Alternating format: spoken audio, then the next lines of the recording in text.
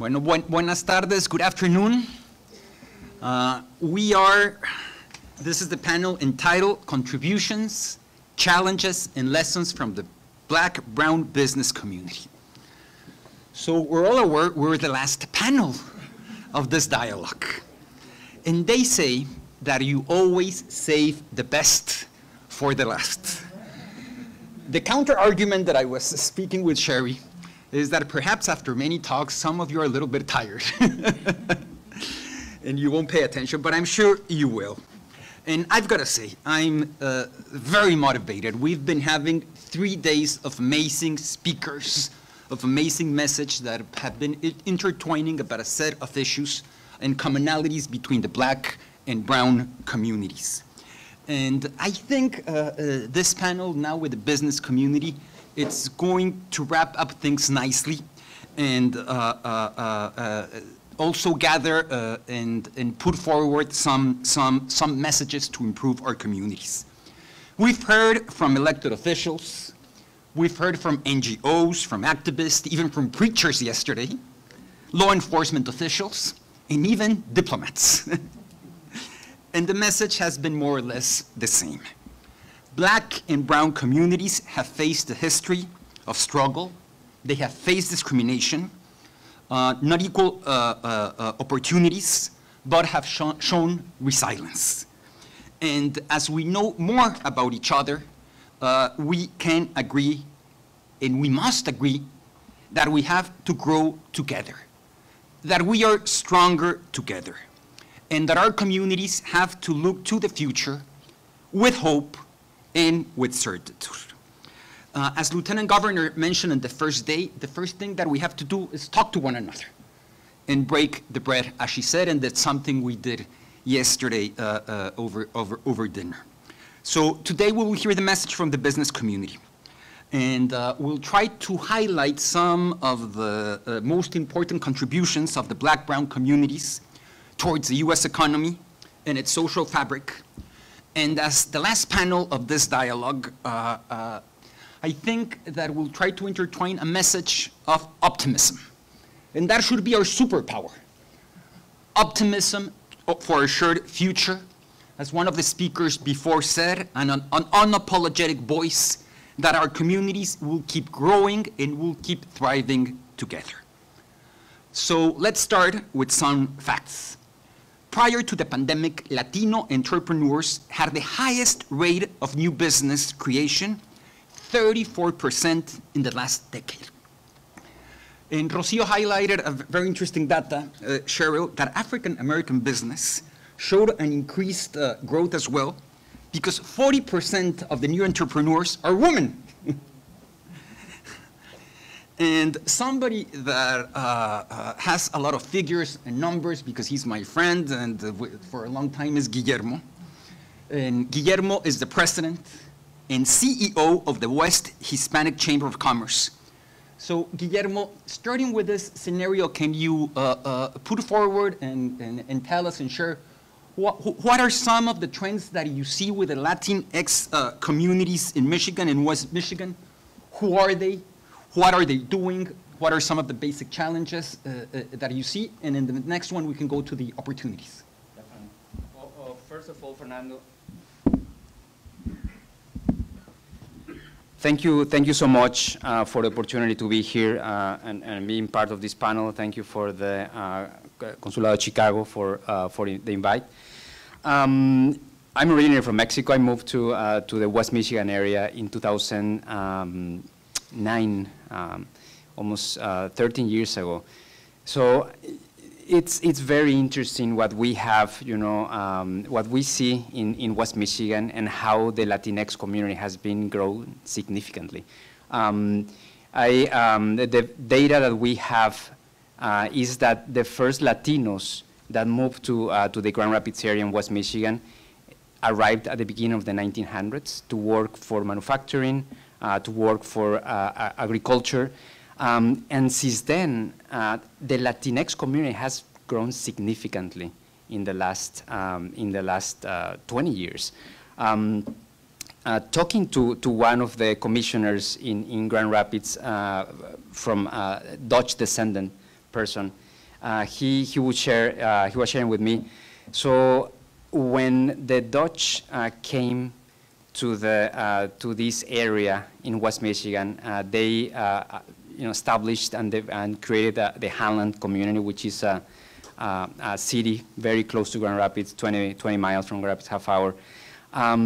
They would go to Grand Rapids, where the Germans were, to work for the German manufacturers, for German factories. So they would go to Grand Rapids, they would stay in Grand Rapids, and they would go back to Highland to bring goods, and supplies for their families who were from the, Dutch, community. So with the time, the Dutch ladies became prolific, and they started to have more babies than the Germans, and they took over. It is happening the same thing, but with the Latino community right now. And we are seeing it. We just got the results of the 2020 census in Michigan, well, in the entire country. And it was very interesting to see that the growth that the state of Michigan had primarily came from 5 counties. 3 of those counties are in the West Michigan area: Kent County, Kalamazoo County, and Ottawa County. And the growth, and who do you think brought that growth in the state of Michigan? The Latinx community. Us. We were the ones that are bringing that growth and helping our economy to thrive. So when I arrived in Highland in 2009, I realized that 22% of the population in Highland are Latinos, 16% in Grand Rapids, a little bit more than 40,000 people in Grand Rapids, and over 10,000 in Highland. We have hundreds of mom and pop shops, Latinx, but what we don't have within our community is the creation of wealth. We have been very limited with access to capital for years, like the African American community. And that's where we have an amazing opportunity to make sure that the Latinx community gets the resources they need to continue to build their businesses and expand. So we have a community that is thriving. And one more data that I wanted to share with this group is that in 2018, we did an economic study in the Kent County area in West Michigan. And this study was around new Americans. It was called Welcoming New Americans. And we found out that there were over 52,000 new Americans in Kent County. 75% of those 50,000 new Americans were Latinos, 90% from Mexico, and the rest Colombians and small percentages of other countries. The economic impact to the area GDP in 2016, just in Kent County, was $3.3 billion. It was amazing. So those are the studies that we need, to have, in this country to show our different governments and our different communities, our economic contributions. And this is with a Latino community that is not as strong as we would like to see. So again, at some point, whoever wants more information, I would love to share more data, but it's incredible, and I feel very proud to represent a community that is thriving in West Michigan. Thank you so much, Guillermo. So one of the first issues that Guillermo is bringing up, and perhaps we can take it at the last, but I want to start putting the needle, is the issue of demographics and demography. It's very true. Our community is a young community. Same trends, I think we have them in Mexico. The median age in Mexico, the last study I saw was 28.5, 29 years old. So our pyramid is younger people at the center growing up, as opposed to what we're seeing in the US, where the pyramid, it's the other way around. So I guess that we like to have babies. Exactly. And I'll bring another area now that you were talking to Michigan, and this is a small advertisement I'm going to make. Here, it's not an intrinsic part of this talk, but it's the presence of Mexican companies in the US. Michigan is the third state, third trading partner of Mexico overall after Texas and California. The bilateral trade between Mexico and Michigan is over $70 billion. And to put this number into context, Mexico's second trading partner is Canada. And with Canada, we have a bilateral economic relation around $34 billion. So I always say when I'm talking in Michigan that if Michigan were to be a country, it would be one of the top in the US after Texas and California. And a lot of this issue has also to do with the presence of Mexican companies linked to the auto industry in Michigan that are also providing a lot of jobs.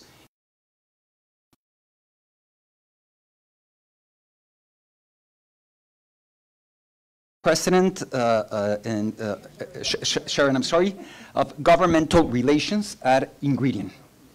Ingredient is a very important enterprise of, you told me, over 11,000 employees, and also with a strong presence in Mexico, which is very important. And Robin, your story is a story of success. Oh, I keep insisting. Sharon, yours is a story of success, and you've grown in corporate America.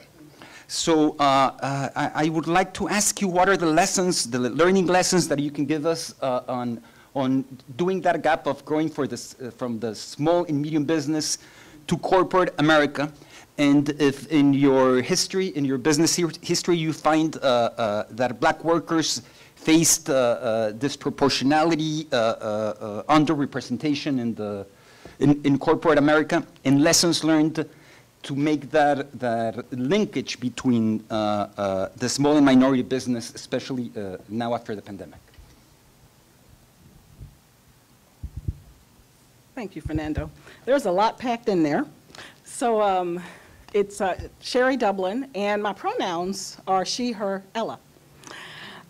Ingredient is a global organization. We're based in Westchester, Illinois, with 11,000 employees, as he said. And I want to thank you so much for inviting me to be a part of this conversation today, to the ambassador and the Mexican consulate, and to be a part of this distinguished panel.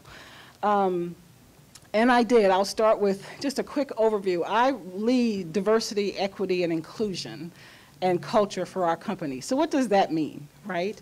And so I challenge organizations. I've been doing this work for over 18 years. I've worked at Unilever, I've worked in technology spaces, and Ingredient specializes in food ingredients, right? It's not a household name like Nabisco and Kraft and Mondelez and things like that, but we make that food better. So we give it the taste and all of those things that you get to enjoy. And in my role, I look at, first of all, just overall talent in the organization. So how do we bring more talent of diverse backgrounds, be that Black, we say BIPOC, Black, Indigenous, People of Color. That's, that is the acronym of the day. When I started doing the work actually 18 years ago, there was no E in the middle. It wasn't about equity. It was diversity and inclusion, right? So some people probably remember that. And so what that means is just, it's evolving. The space is evolving. And one of my key lessons that I've learned through my career as I've done this, especially with we call them resource groups. So we'll form groups of our employees around affinities that are similar. So you may have a Hispanic, Latino resource group. We have one called LIDA. We have an ABLE, a Black employee resource group. But as I looked and listened over the years, what's needed is pretty much the same, right? They want professional development. They want to have opportunity. They want access. And it's not just about programs, it's about the practices and the policies that we have, and are they equitable? And I always challenge the organizations too, bringing it back specifically to the business world, is to say, not only is it about our talent, it's also about where we spend our money. So are we investing with diverse suppliers in partnerships with chambers of commerce to invest back in the communities where we do business? And some companies do it well. Some companies have other opportunities. And so Ingredion is embarking on the space to do better. We do have partnerships with the Hispanic Chamber of Commerce. Again, organizations have to do this well. So bringing it back, though, as I think about the Black and brown communities specifically, and I thought about this, I almost saw it as the battle of the two C's. Competitive versus collaboration. Are we going to continue to understand the myths and believe the myths and be competitive against each other? And the disparities that we try to hear, that they'll put out there, that divide our two communities? Or are we going to seize the opportunity of our economic buying power to collaborate and be stronger together? And so I'll quickly just share with you some information, some stats, because I love talking about data, so we can understand that from this table. When you talk about business, you always want to talk about data. And when I think about the Hispanic Latino population, just from the census that's coming out now, so if we look at the population data, we don't need to be divisive, but 23% population growth, even if the data is not 100% accurate, and we know there are disparities in the data, but still, in the census, it had, in the US, 23% growth in the Hispanic Latino population. The African American population accounted for 12.4% of all people living in the US. That's actually a little bit lower. And so they're going back to relook at those numbers. But when you start looking at the consumer buying power, which means where we spend our discretionary dollars, right? So after you've paid your mortgage and your utilities, where are you going to spend that discretionary income? The Black buying power in 2019 was $1.4 trillion, with a T. $1.4 trillion. That's almost higher than the gross domestic product of Mexico. It's projected to go to 1.8 by 2024, 2025. The Hispanic consumer in the US controls 1.5 trillion. That is up over 200% in the last decade. I want our people to come together and understand the buying power we have, because when you do that, guess what companies do? They listen. They pay attention. You can probably see it already. The marketing is so different than what it was 10 years ago. And so we'll continue the conversation, but I wanted to give you those numbers because a lot of people, they don't click, they like, oh, well, you know, we all know what happened during the COVID, right? We all got extra toilet tissue. But, but think about all of that buying power and what that means for our communities if we combine that together and the influence that we can have. Thank you, Sherry. Two things, and just a brief follow-up. How do you define inclusion? And you brought one of your colleagues from that is a Mexican national. So I guess that is, you have a lot of examples in the company. And how has been this interaction within Ingredion between the Hispanic and the Black communities? And the second one is this last data that you're bringing, consumer power. So you make the addition, it's not a difficult sum, that would bring us to 3 trillion with a T dollars. And you don't have to answer this one, but I'll put this for some of our concluding remarks, that perhaps we can jump to the issue of representation. If we're going to speak about growth in our economies or our communities, one of the issues that it's interconnected is, of course, representation from our communities. In the Black community, you guys have governors, representatives. We don't see that much representation from Hispanic leaders. and how to do this linkage as well. But inclusion. I'll make it quick, so I'm not taking up all the time on the panel. So just think of it simply this way. Diversity is the mix that you have. So the diversity of representation of people in the organization. Inclusion is how you make that mix work. So how do you look at having an inclusive culture where people feel like they have access, and that's the equity piece, access to fair access, fair is the important word there, fair access to opportunities and information and resources like mentors, opportunities to get the next position up in the organization. That is what that inclusion meant. So I always tell people, diversity is being invited to the party. Inclusion is how you dance. There you go. What a perfect way of summarizing it. So let's dance. Jaime Di Paulo. Jaime is the president and CEO of the Illinois Hispanic Chamber of Commerce. Reading some data of Illinois that I was not aware, 120,000 Latino business create around 100,000 jobs in Illinois and contribute approximately with $15 billion in taxes. So that's a lot of Hispanic business in your state, Jaime. So again, the question is, how does the chamber support this small business? And we don't have Corey with us, unfortunately, but I understand there's a big collaboration with the Black Chamber of Commerce and the Hispanic Chamber of Commerce. And if you could highlight some of the areas of collaboration between both chambers. Thank you, Fernando.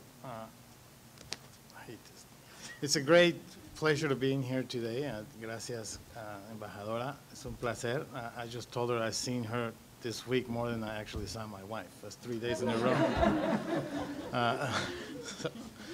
And addressing the issue about divine power in Michigan, one thing they don't have over there is tortillas, and we have the #1 tortilleria in the world. It's called El Milagro, and the #1 trading partner in the world to Mexico in corn is Illinois. So we just don't do auto parts. We also do corn and many other things, right? So the Illinois Hispanic Chamber of Commerce is a very unique organization. We just don't focus on business to business, create events or create parties. We actually do work and we create access to our community. We have several programs in our chamber, which is the Small Business Development Center, which is traditionally housed at universities, and someone in the chamber had a bright idea to bring that to the actual office, and we have been a certified Small Business Development Center for many, many years. And I might say we are one of the highest performing SBDCs in the whole country, and because we are bilingual and we truly care about small businesses.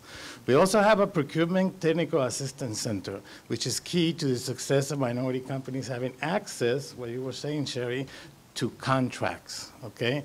And procurement, the word in Spanish does not exist because I looked it up. Procurement means access, really.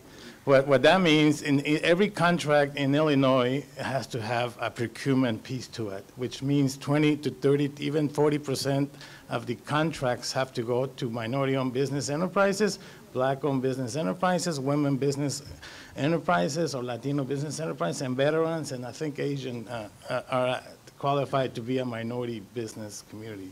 So what we do at the chamber is certify those companies to have access to those minority-owned contracts. And we question. Every time of course we love corporate members to come on board and give us money. Every chamber does that. But we actually take an opportunity to work with these corporations and actually questions their intentionality and why are they giving us money. Are they giving us money just so that we are a check mark, or are they actually going to give work or employment or opportunities to our community? So we do that, and we actually sign memos of understanding with every corporate member that comes to the chamber. We have about 4,000 paying members in our chamber. It's one of the biggest chambers in the country. 20,000 Latino businesses. We have a lot of work to do. 80% of those businesses are in the Chicago metro area. And every time somebody comes to our office, want to be a member, we question their intentionality and why they want to be a member. And every time I get invited to many boards, because of the position, and I always question, am I here just to be a check mark, or am I actually going to be doing some work affecting the community in a positive way? So just to lay the ground, that's the Chamber of Commerce of Illinois, and that's what we do day in and day out. So addressing your question with my friend, colleague, Corey Walker, who couldn't be here, he runs the Black Chamber of Commerce. We work collectively to make sure we have access to our communities. We figure out the community of, the business community figure out to working together, we all make more money. At the end of the day, it's about making money and creating jobs and opportunities to our communities. We're not the bad guys.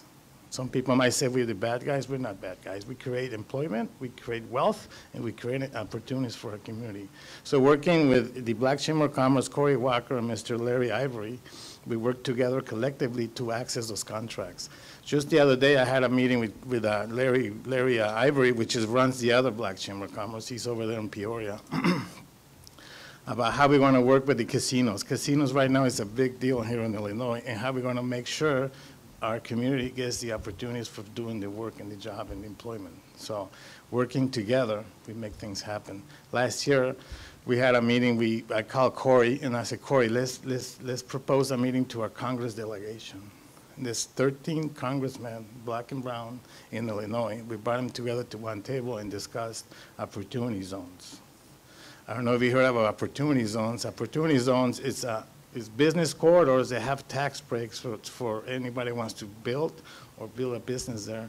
So we found out there's very lack of opportunity zones in the Latino community. And thanks to the Black Chamber of Commerce, we were able to take that issue to Washington and actually get it fixed. So thank you, Corey Walker Public, I want to tell that, and the Black Chamber, the Black Caucus delegation from the Congress. So that's the opportunities of working together. We don't see things, we see things together, and collectively we can make things happen. So thank you. That's really good. So I take onto my notes the important issue of procurement, access to minorities, opportunity zones, and the interaction between both chambers. So now we go to Alejandro Coss, CEO of the Chamber of Commerce of Georgia. Hey, these two guys are CEOs and presidents. So I think you need that in your title as well. Yep. Anyway, you were telling me the other day, Alejandro, that the Afro-American business community is thriving in Georgia. It's a relevant, important community, and that on the other hand, the Hispanic community is fairly new. The new immigration started arriving just some decades ago. So in that sense, how has been the experience of the Hispanic Chamber in Georgia and the interactions with your different colleagues from the African Chamber and enterprises? Thank you. I want to thank the Consul of Mexico in Atlanta, the Consul of Mexico here in Chicago, and you, Consul, for inviting me to this panel. It's a pleasure to be here. In the case of Georgia, the Latino community is fairly a new community. If we go back to the census of 1990, there were barely 100,000 Latinos in the state. Right now, there is 1.1 million Latinos. So our community started growing very rapidly around the time of the Olympics in '96. And before that, there was really no tradition. Someone was asking me if there is a Mexican barrio, a Mexican area, or a particular place in the Metro Atlanta area where, you know, the high concentration of the Latino community. And the reality is that there is none. We're everywhere across the metro area. And the movement of people Latinos was fueled mostly by immigration. So we're still a very new community, a very immigrant community. And one thing that is remarkable is that Georgia is number 10 in the country in terms of Latino population. So for a fairly new community, you know, it's quite an achievement to have that place in the number of Latinos in the state. However, the fact that we're still a new community has some challenges, and in particularly in Georgia, the cradle of the civil rights movement, where the African American community has made tremendous progress and advancement and has political influence in some parts of the state. You know, it's a big contrast between the two communities. So it is important for us to collaborate, just like Jaime was saying. Together we can achieve more than we do separate. The challenge, as Cherry mentioned, is that are we competing or are we collaborating, right? And some people want to see us compete, and what we need to do is collaborate, and we will achieve more. Thank you so much, Alejandro. So, Sherry, you highlighted some numbers. I'll share some others that I researched as well. Nowadays, the last census brought us that we have 56 million Hispanics living in the U.S. That's approximately 17% share of the U.S. population. The number I gathered, and it surprised me, 41 million African American that encompass approximately 12% of all people living in the U.S. I would have thought the number would have been higher, to be honest. Complementing to the numbers that you brought to the table, Hispanic households earned $900 billion a year 2 years ago. $76 billion went to state and local taxes, $130 billion to federal taxes. And this number is quite remarkable, $100 billion to Social Security, $25 billion to Medicaid. So just the numbers speak by themselves, and complementing with the numbers that you brought to us, give us the importance of how our communities are contributing not just to the U.S. economy, but also to the social services both federal and local government provides. So this is a question for any one of you that wants to catch it. The sense of entrepreneurship in our communities. The number tells us that we're growing, but as many of the last tables and what we've been hearing for the last three days have been highlighting, there's a lot of systemic racism. Not access to credits as we would wish. And many of this issue were highlighted by the pandemic. So from your business experience, from your particular window that you're seeing from the Business and Chamber of Commerce, how can we give a push to have more business owners? How can we have more Latinos and African Americans heading business, and how to work together? So I'll start, and I'll be bold and frank. And being from Guadalajara, we tend to do that.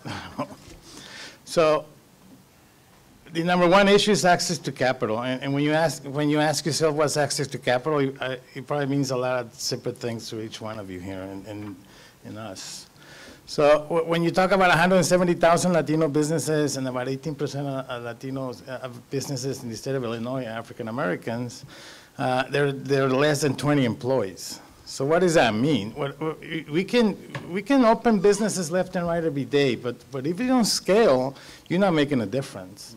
And the data you just talked about, women opening up businesses 3 to 1. Well, let me give you a fact. Out of every 1,000 women that open businesses in the state of Illinois, in 2 years, only 2 stay in business. So what's happening? So it's a big something wrong happening with the system. And there's access to capital, access to a lot of stuff. People get comfortable, they don't want to grow, and lack of information, lack of technical assistance. So organizations like ours or educational institutes like my friends over there at Northeastern University can really play a role in making those businesses understand that growing is the key to success of the engine of the economy in the United States. So when you have a corporation that doesn't grow over 20%, when the SBA talks about small businesses, you know what's a small business to the SBA? Consider 500 employees or less.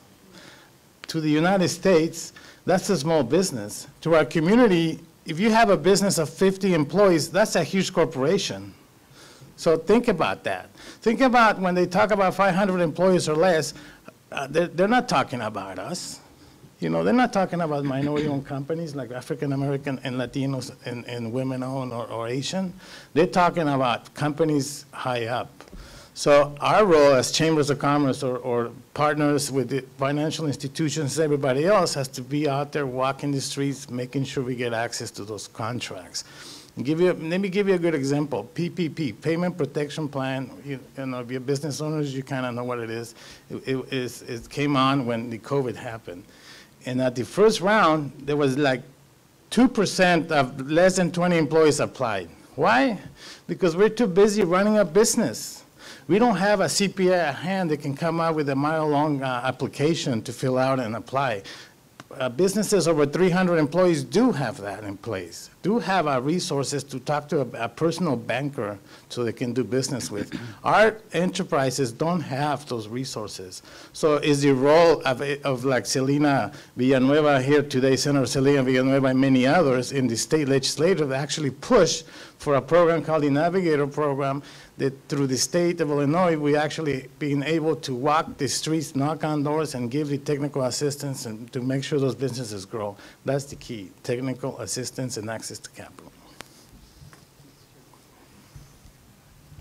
And I'll build on that. And I have to say to Guillermo, that growth up there in western Michigan and Kalamazoo, that's my son up there too. He lives up in- Perfect. He's at Kalamazoo Valley studying welding. And I would say entrepreneurship is important, but I always say we need all of us everywhere.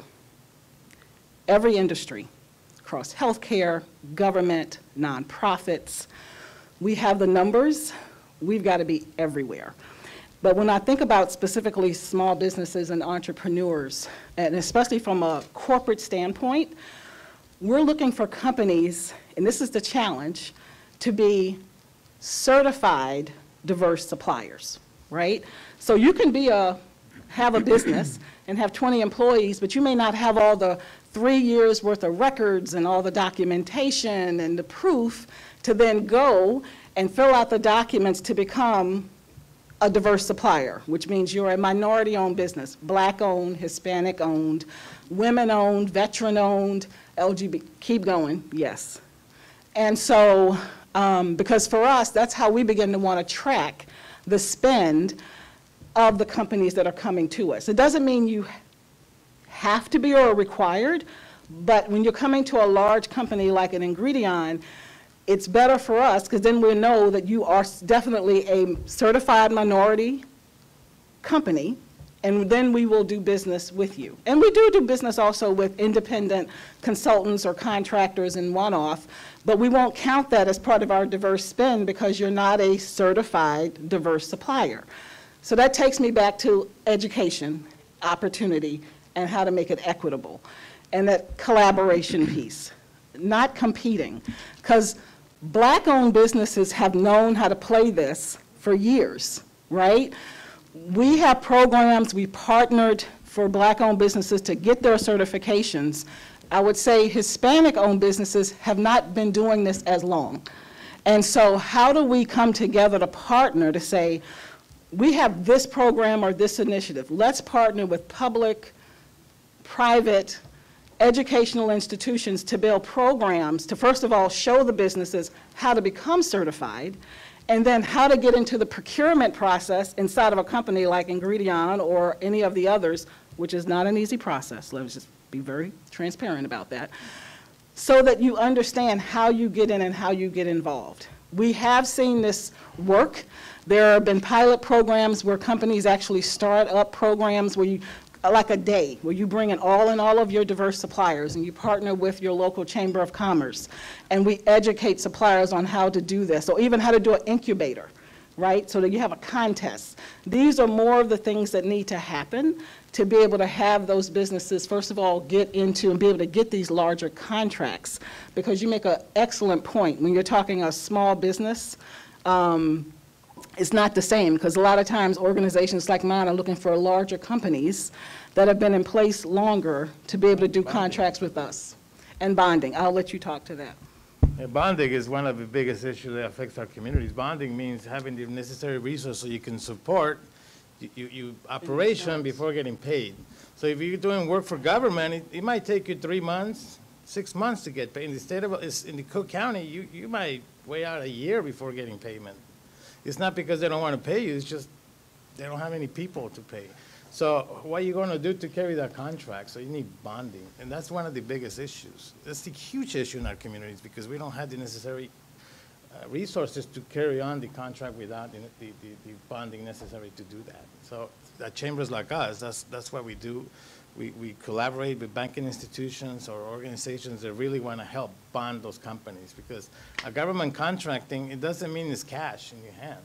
A lot of banks don't even, if you have a construction contract in your hand, you go to a bank, they don't listen because they don't believe in you. And that's the biggest issue in this country, bonding. Yeah, Alejandro, Guillermo, the advantage of the people that have the microphone first is that they can make very challenging questions. Mm-hmm. And the disadvantage for the second speakers is that they have to answer them. But at least we know that if we want to do business with Ingredient, we have to talk with Sherry. So Jaime and Sherry put two issues on the table. Access to capital for minority business and the issue of certifying diverse suppliers, minority suppliers. Who helps our business to do this, to gain access to capital, who's helping, and the certification for diverse suppliers? Thank you, Consul. I think that definitely, as Jaime put it very eloquently, you know, the Latino community has that entrepreneurial spirit. We start businesses left and right, particularly Latinas, at a much higher rate than men. But is that long-term success? In Georgia, we have about 60,000 Latino-owned businesses, but about 85% of those report 0 employees. And that 15% that have employees, the total amount that they generate in revenue is about $7 billion a year. And those 15% that have employees report about 80% of those $7 billion. So what does that mean? That means that a lot of our businesses are very small, right? And it is the success of those businesses long-term that it's the challenge. Access to capital is definitely a barrier. It is a barrier for Latino businesses. It is a barrier for African-American businesses. It is a barrier for small businesses in general.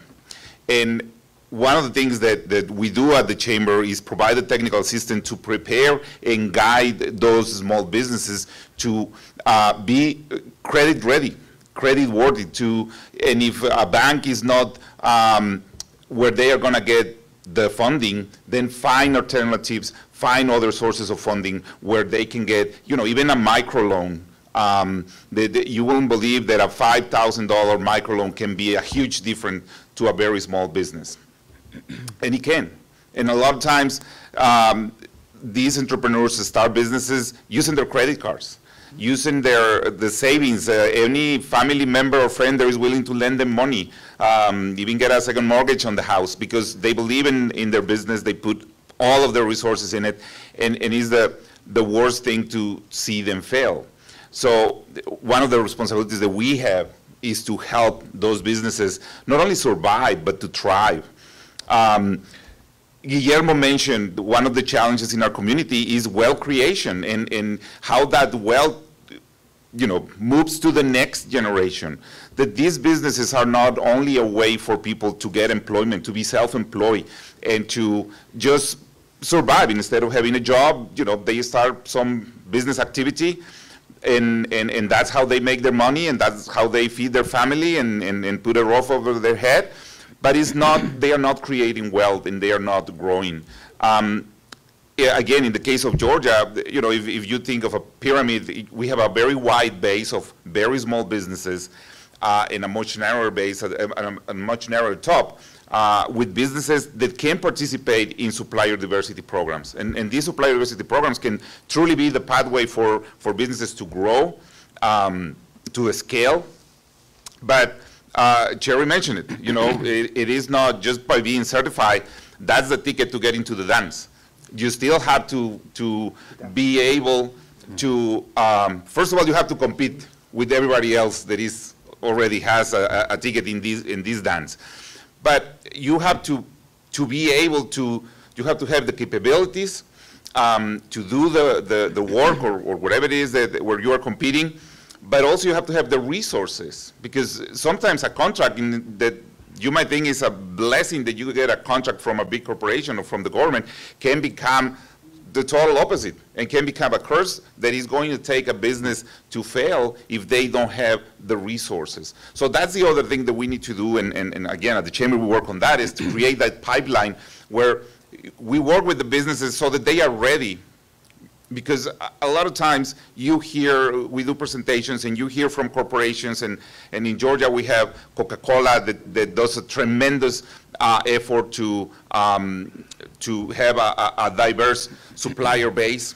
They have a goal of spending over $1 billion in their supplier diversity program. So there are great opportunities, yes, but it takes work, and more than anything, it takes to be ready to participate in that space. So two different challenges for our community. On the one hand, we have those small businesses, entrepreneurs that are starting, and then on the other, we have more established businesses that can really grow into that space. But again, both of them need that technical assistance to be ready and be successful and continue to scale and to grow. Guillermo, yeah. You have your own mic. Yeah, thank you, Alejandro. In my, I have been in this position almost 5 years as the CEO of the West Michigan Hispanic Chamber of Commerce. And in my opinion, the key ingredient for Latino businesses is education, you know, business management. When I started back in 2017, I heard about access to capital. That's the main barrier for black and brown businesses. So I started to meet with presidents of banks, which are partners of our chamber in West Michigan, and ask them, you know, so what is the issue? Why aren't you lending money to my community? So tell me. And one of them was very candid, and I appreciate, you know, that gentleman. He told me, Guillermo, they are not prepared, what you said, readiness, they are not prepared to receive money from us. And I said, why is that? Well, they come to the bank and they don't have, first, they don't have financial statements. They don't have anything to show to the bank. They don't report taxes to the IRS. When they go to the bank and we ask them, so how much is the business making? Well, we made $5,000 last year. You know, how many employees do you have? They don't report. So that's the main issue. And I have a background in public accounting. That's my bachelor's that I studied in Mexico. I realized that for the Latino community, maybe there have been issues of racism in the past, but it is not that, you know, for us. It is that my community, and it's sad to say, my community is not prepared to receive, you know, a capital.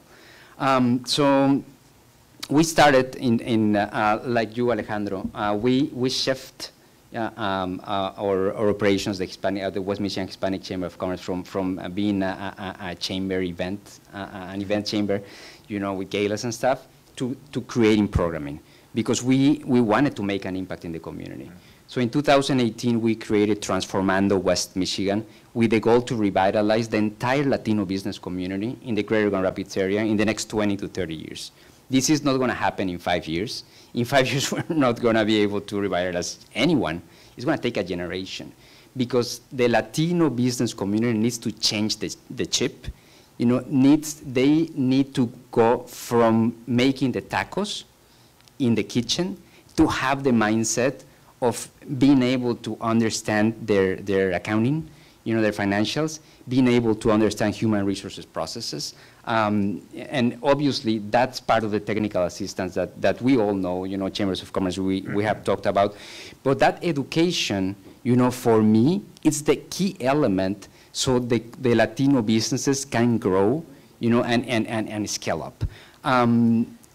When we implemented Transformando in 2018, we had 11 restaurants that started this cohort.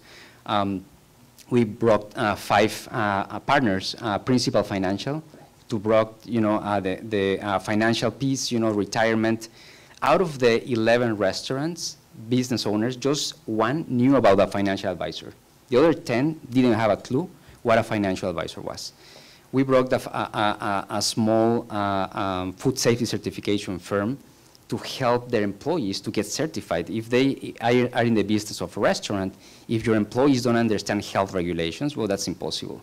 We brought Gordon Food Service, which is one of our incredible corporations there, to bring inventory management processes to these restaurants. Grand Valley State University came with students to help these business owners to write executive summaries for business plans. And one of our attorney firms in town donated $35,000 in free legal advice for these Latino business owners. So when we had the presenters about the food safety piece, we had 19 participants, the 11 business owners plus their employees. The class, the class was delivered in English with translation in Spanish. The test was in Spanish.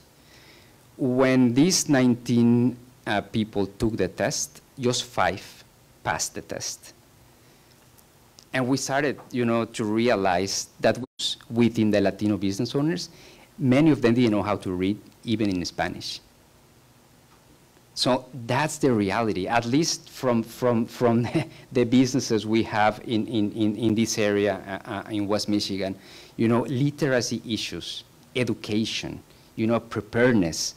So in order for us to get into, certifications, and other levels, well, we first need to have the base. Which is, knowing your financials, knowing your human resources, and the legal aspect of your business. So there is a lot that I can talk about and what we have developed.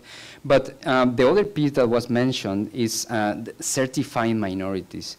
And recently, Fernando and colleagues here, I have been hearing more and more from Black and brown leaders and colleagues, why do I need to pay thousands of dollars to be certified? I'm Black, I'm Latino, I can give you my birth certificate. Why do I need to pay the MMSDC, the Minority Association to be certified? That's a barrier that businesses of color have, and so I would encourage, and maybe this is a forum to encourage chambers of commerce at a national level to maybe speak against that, because that's not, something that is helping our businesses of color. And this is just a personal, my personal opinion. Well, I love this. We're going to encourage a very nice debate. But I love your comments, Guillermo, thank you. And I think that we need a Transformando program in many areas of the program. And if I could try to summarize it correctly, you're speaking about partnerships. Absolutely. We have to develop partnerships. Yes. We have to develop partnerships with the banks. We have to develop partnerships with educational institutes. And we have to have allies. Mm-hmm. We have to have allies at the governmental level, at the federal, at the local. So perhaps we can pass now or attempt to make proposals for a roadmap. A roadmap in the sense, and it's just throwing at this stage, of course, ideas on how to strengthen our communities. And I will also put a little footnote that we're talking about the Black business communities and Hispanic communities and minority business, but we don't have to separate them either as much. Why not think eventually Hispanic Afro-American business that are growing together, or an Asian, or like that, and start not to think about segregation as well. But I have my own roadmap, and I'm not in business. I've never studied business, so criticize my proposals, but here they go. First, linking Chamber of Commerce in investing more in underserved communities. Very important. Diversify hiring promotions. Guillermo put the one of education. In Detroit, I've seen this program a lot. I don't know if Ingredient has it, but linking this business with offering jobs at the local communities, in the sense that a big business perhaps goes to a high school or a college or something. They offered a business within the community to go in the afternoons. They know about the business, and when they graduate, they have 4 or 5 years experience. And this is helping the local communities to grow. And in the last panel, I thought it was very interesting when Otis mentioned the importance of trying to find more jobs at the health sector. And coming from Michigan, I tell you that in Michigan, everybody's talking, of course, about cars, but about mobility, about electric cars. There's new areas of business, so a lot of the certification that we have to start looking is not thinking on the old jobs that are being lost, but on the opportunities on the new sectors. And depending on, I don't know, Georgia or here in Illinois, what are the new opportunities in the new sectors as the economy evolves. So in a summary, let's think about the present, but let's also think a lot about our immediate future. So if you would have to throw your ideas, and I didn't tell them this question in advance, so I'm putting them right now. So what would be those ideas that you would think you could put forward in order to help our communities acquiring more business education, more transformando? How do we work more with local legislators, universities, local colleges, bankers, etc.? I think we have and this is something that, I have been trying to do for 5 years. We need to make sure that we connect with large corporations, with our government, local, and state government, our other, small, medium businesses that are, partners, with us as well, but also the schools and universities. Through the universities, we are able to develop programs, that we can bring and implement within our communities through our chambers of commerce. That's something that can be done. But just bringing everyone to the table, being able to have a relationship, meeting with the investors, the founders of the city, the influential people that are behind of the largest, businesses. That's something that is important for our own community. I have experienced that when you meet, someone and you start developing a relationship, that relationship brings you to different levels and open doors, for you. So I tell my fellow Latino business owners, don't be afraid to partner with an Anglo, a businessman or businesswoman. If you want to grow, at a certain rate, don't be afraid. Maybe you have your amazing taqueria or restaurant, but if you bring capital, if you become a partner of whoever and they bring the cash to really expand, you're gonna get faster to where you want because of the support. So I am pushing for more partnerships and friendships throughout our community.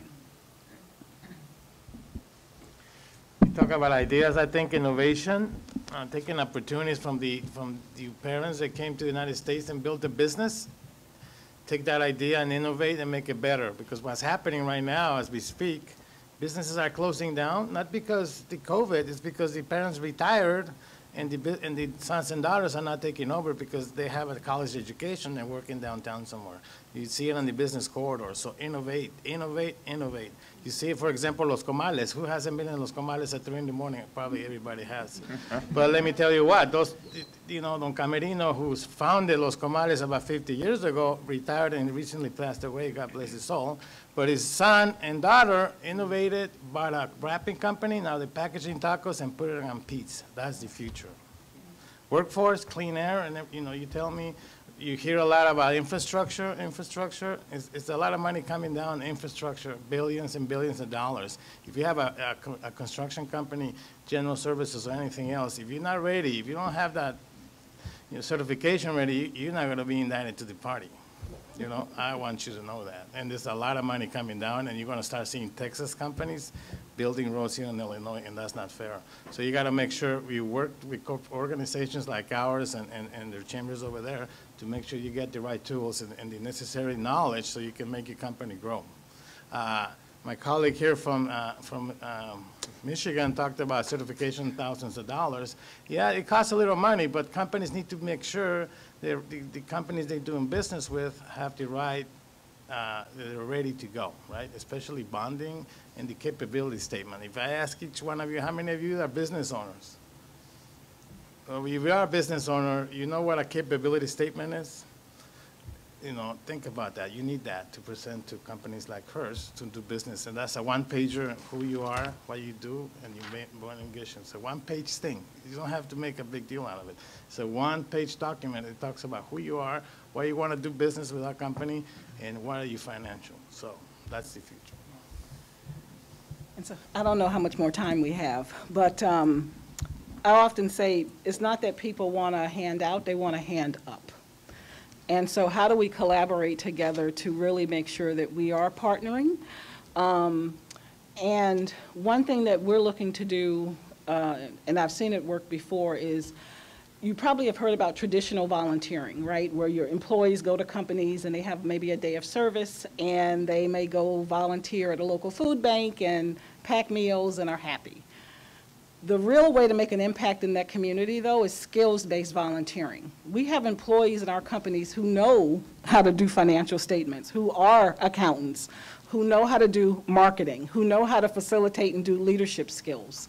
And so how do we start to mobilize our employees inside of these large companies to go back and partner with the organizations and say, I'm going to volunteer my time, and the company will allow them to take that time to then go and volunteer in that community to help the small businesses and help those minority businesses and start those incubator programs and do it together across Black and brown communities. Because we're only going to make an impact if we do this together. We're better and stronger together.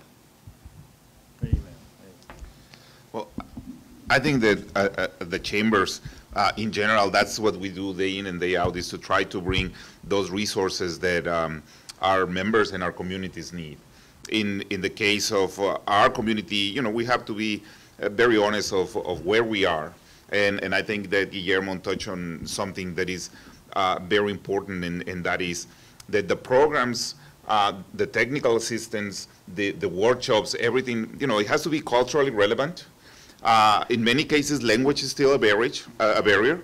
So we need to be sure that we're doing them in Spanish, right? And if it's something that needs to be done in English, that the people have the understanding. So the worst case that can happen is someone who takes a training for, I'm guessing it was Safe, that they needed to probably comply with a requirement of the health department for the restaurant, and that they don't pass the exam. And it's not feeling bad because they didn't pass the exam, is that was a requirement for the operation of the restaurant. So it is a problem. So we need to be sure that the programs and the technical assistance is culturally relevant, that it's appropriate in the language. And by the way, we have the same issues with that everywhere. And it's also to look for those opportunities and those collaborations. We're not looking for things to be given free. We just want a level playing field to have the same opportunities, the same access as as everyone else. I mentioned at the beginning, access to capital is not a Latino business problem, it's not an African American business problem, it's a small business problem in general. But when you are part of a minority, there are some other factors that play into account and that makes it a little bit more difficult to access. So we need to make sure that we have that level playing field. Fantastic. Unbundled program, unbundled contracts too, that's the key. Contracts need to be unbundled to give opportunities to minority-owned firms become primes. If you're in the construction world, you know what I mean. The Illinois Tollway has started to do that, and they unbundle a program to allow landscapers to do a big contract. And now you got a bunch of Mexican landscapers being primes. That's like unheard of. So now they're actually creating thousands of jobs because the Illinois Tollway saw the vision and unbundle a contract to allow minority-owned companies to apply as primes. That's key to success. Okay, so we have some minutes for a session of Q&A. Yes, if you can tell us your name and your question, please. Hi, I'm Peggy Johnson. 1 second, please.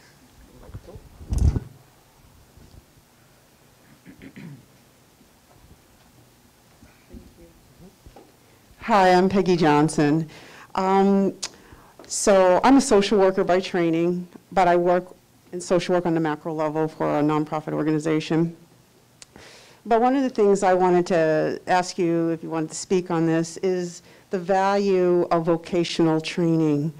We talked about entrepreneurship, and we talked about academic education, but there's that swath in between that has great value that this country has sort of, in many ways, dismissed, right? And within that, the skills that come with that, because not everybody is an academic, and not everybody wants to be an academic, and so not everybody wants to seek that degree for that, for whatever purpose, time in their life, maybe down the line. But how do we support those that are in that space where the electrician, or my brother's a truck driver, by the way. I'm an academic in the family. He's the truck driver in the family. And his aspiration is to buy his own truck and perhaps start his own small little trucking company, right? Like, it could be a feeder to positions of entrepreneurship with that vocational training. But we're taught in this country degree, which we have huge groups of people in debt from education.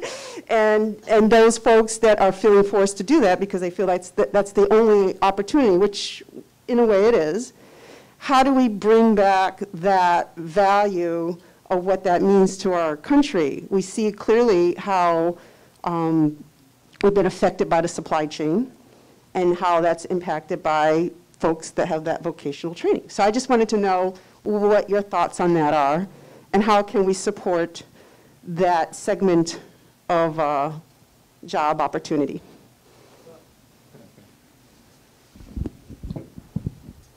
So I think you touched something very important here, and mentor protege programs are key to the success. And we live in Illinois, and have you heard of the unions? Right? Yes. Yes, very. So that's a big issue. The unions are finally starting to understand that minorities, you know, like black and brown folks and women or Asians are the key to the workforce in this country. Mm-hmm. The Irish guys are retiring. They're no longer relevant. So unions are actually opening up to allow minorities to be part of that workforce. Mm-hmm. So I think that's the key, and you hit it on the head. Vocational schools are the key, and this popping up all over. City colleges have a lot of programs. Even all the unions have mentor protege programs around the city and the state because of that reason. Because the Irish can't do the work, minorities can't. Yeah. And you're touching on something that's very personal for me right now. I'm living it. Mm-hmm. Pre-COVID, my son decided, he was an engineering major going to Western Michigan University in Kalamazoo. And long story short, after coming home, then going back, I can't do this, I'm struggling, and saying, Mom, I just want to be done. I said, let's just take the semester off, take a break. He started doing his research. I said, what do you want to do? He wanted to go into welding.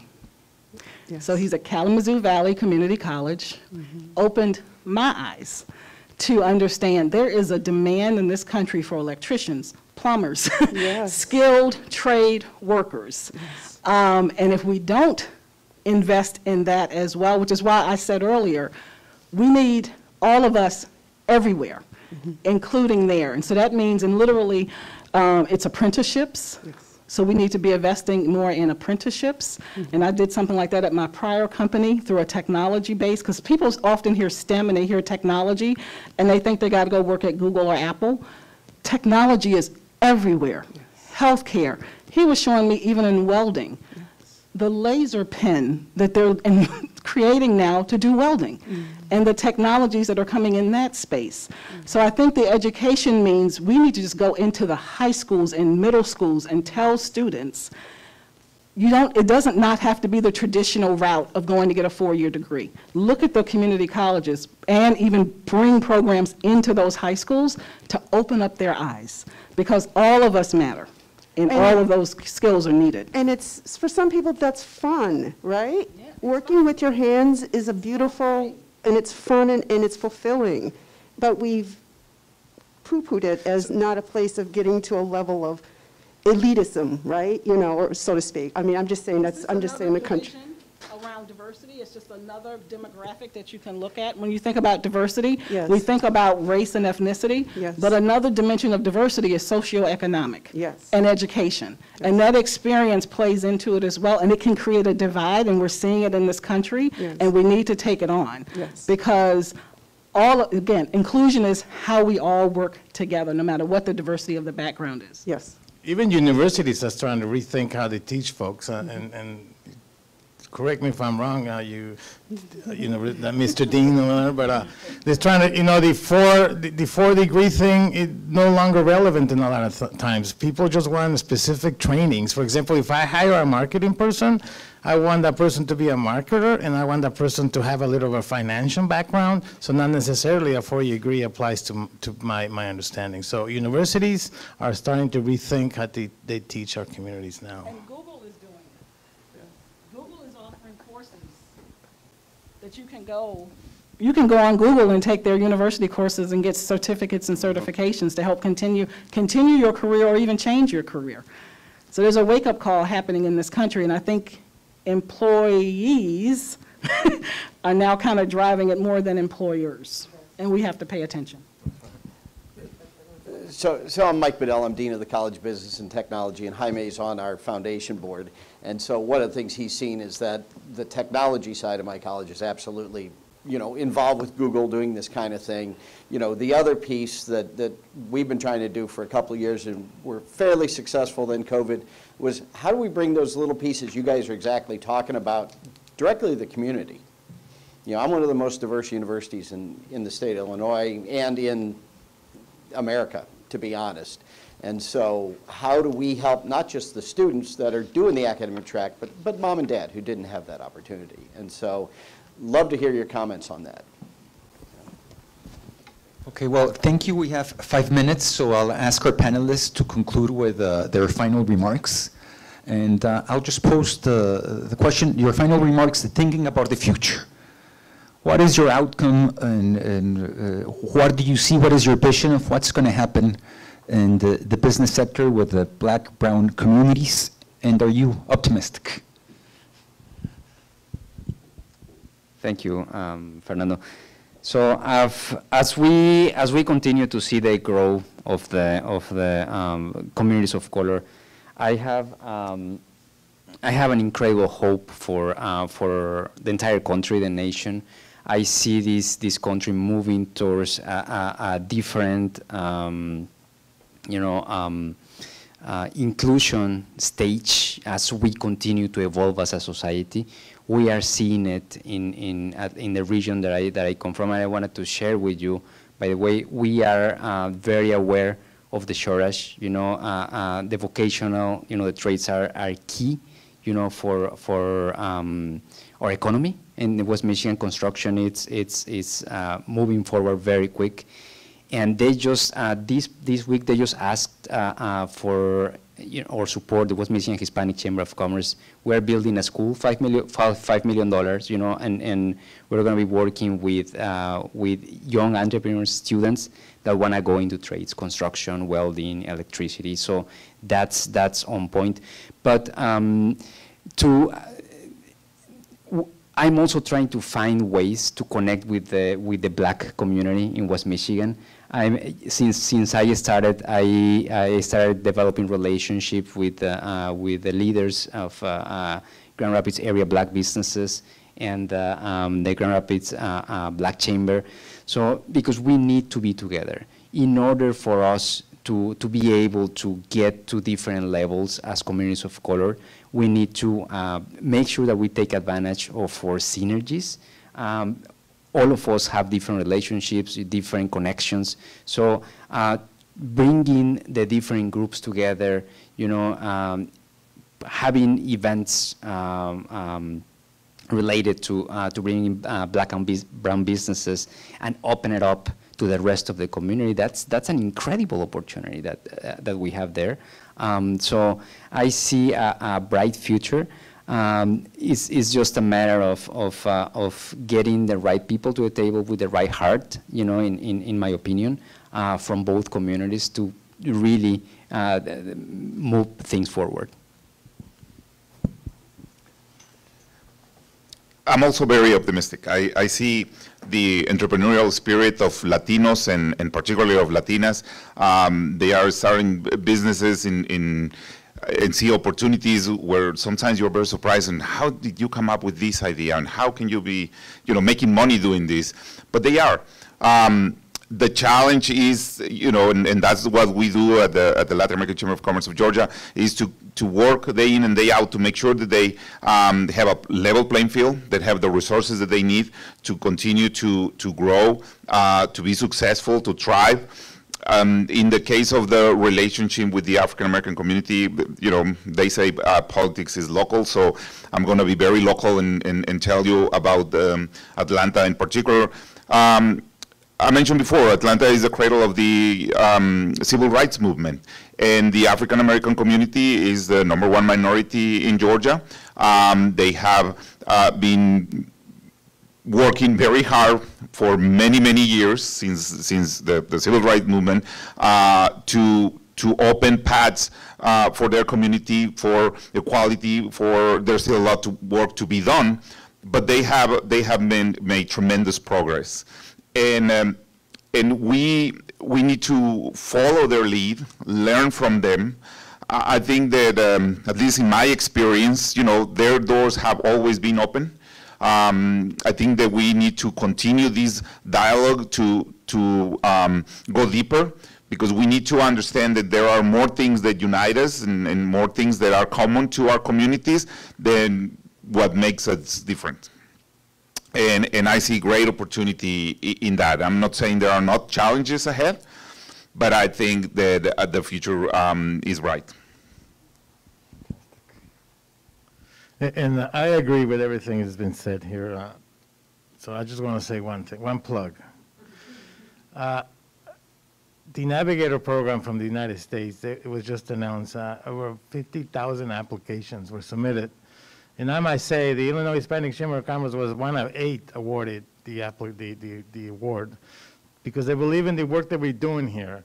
And the future is the technical assistance in supporting the small businesses to grow. And it's on us, you guys, to support small businesses. I think that's the future. Corporations are going to be fine, but the little corner store is not going to be fine. Amazon does not fund your little baseball league team. La carnicería de la esquina does. So think about that for a minute. So the future of this country is supporting small businesses. Thank you. Congratulations. That's awesome. I'm going to rub shoulders next to you. But that's where it starts. So I agree with everything that's been said, and I know it's coming down and wrapping to the close. But I challenge each and every one of us. Inclusion starts with I.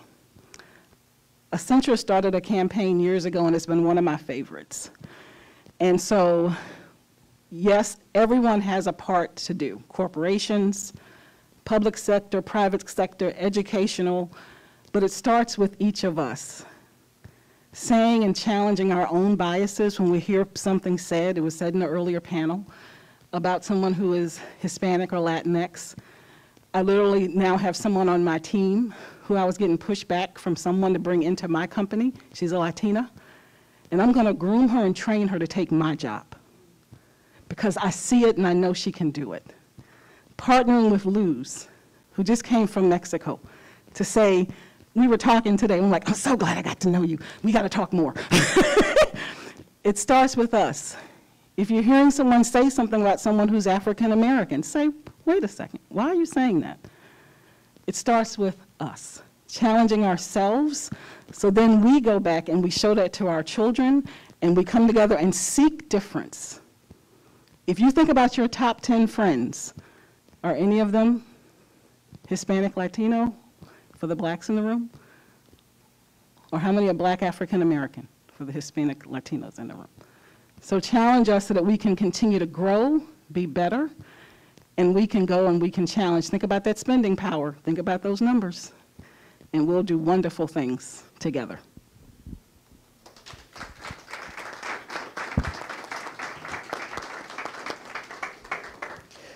Thank you. I think, and I'm going to move this way because the people following this on Facebook is going to say, who's talking?